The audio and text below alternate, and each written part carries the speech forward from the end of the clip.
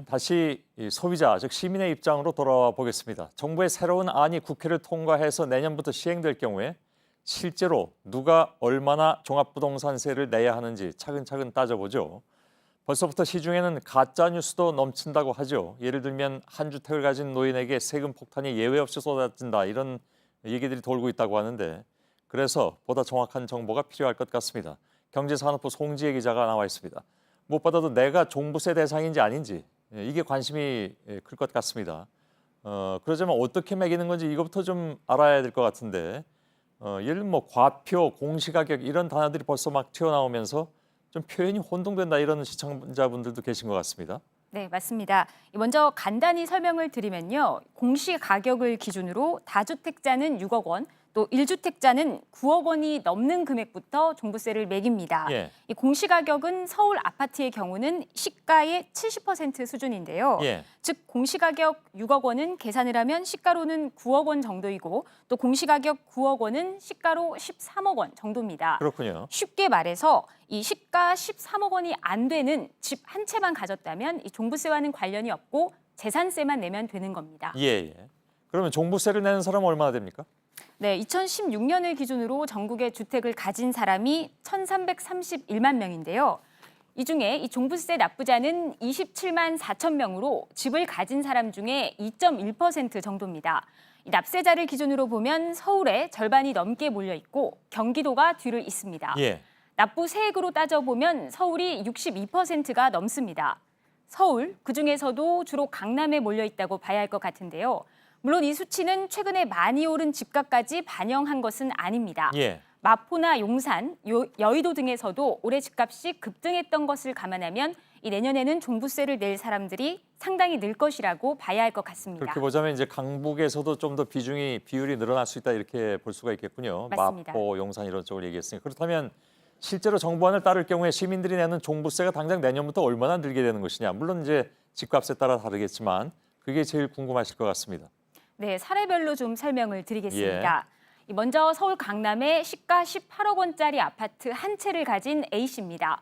이 공시 가격은 12억 7천만 원인데 여기서 집이 한 채니까 1주택자 공제액인 9억 원을 뺀 뒤에 내년도 공정시장 가액 비율인 85%를 곱하게 됩니다. 예. 그렇게 되면 과세표준, 즉 과세표준은 세금을 매길 때 이 기준이 되는 금액인데요. 과표라고 불렀죠, 아까. 맞습니다. 예. 이 과표가 약 3억 2천만 원이 돼서 새로 이번에 추가된 세율 구간, 즉 3억에서 6억 원 사이에 들어갑니다. 그러면은 세율은 0.7%를 적용받게 되는데요. 그렇게 될 경우에 현재 94만 원인 종부세가 내년에는 104만 원으로 10만 원 정도 오릅니다. 예, 생각보다 그렇게 많이 오르는 건 아니군요. 예, 맞습니다. 예. 하지만 이 한 가지 짚어야 될 것이 정부는 이 경우에도 이 공정시장 가액 비율, 내년에 제가 85%를 곱했는데요. 예. 이 비율을 매년 5%포인트씩 2022년까지 100%로 올린다는 계획이어서 이 경우에도 실제 세부담이 해가 갈수록 조금씩 더 늘어날 됩니다. 예. 물론 그것이 뭐 천문학적으로 늘어나는 것은 아니고 조금씩 더 늘어난다, 이런 말씀을 한 거잖아요. 맞습니다. 이 경우는 별로 많이 오르는 것 같지는 않은데 실거주 목적의 1주택자여서 그런 거죠.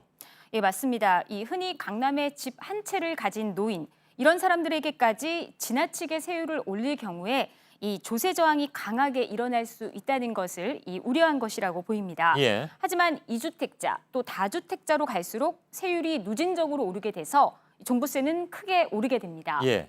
서울 강남의 시가 18억 원, 강북의 시가 12억 원, 총 아파트 두 채로 다 더한 시가가 30억인 사람의 경우를 보겠습니다. 지금 그거 강남 강북으로 나눴는데 굳이 그거 나눌 필요도 없는 거죠. 그러니까 두 채 그렇습니다. 합쳐서 30억. 예를 들어서 그렇다는 얘기죠. 맞습니다. 이 종부세는 과표는 이 경우에 12억 원이 되고요. 예. 종부세는 현재 554만 원인데 내년에는 1,271만 원으로 700만 원 넘게 오릅니다. 예. 또 재산세와 종부세를 합친 보유세 총액이 전년도 세액의 현재는 150%를 넘지 않도록 이것을 봐주고 있는데 이 세부담 상한도 300%로 조정이 돼서 부담은 더 늘어나게 됩니다. 예. 그러니까 다시 설명하자면 예를 들어서 작년에 100만 원 냈으면 금년에 150만 원까지 낼 수 있도록 봐줬는데 이제는 300만 원까지도 내도록 하겠다, 그런 얘기잖아요. 맞습니다. 예. 세 주택, 3주택 이상자도 살펴봤습니까? 더 많이 뛸 것 같은데. 예, 그렇습니다.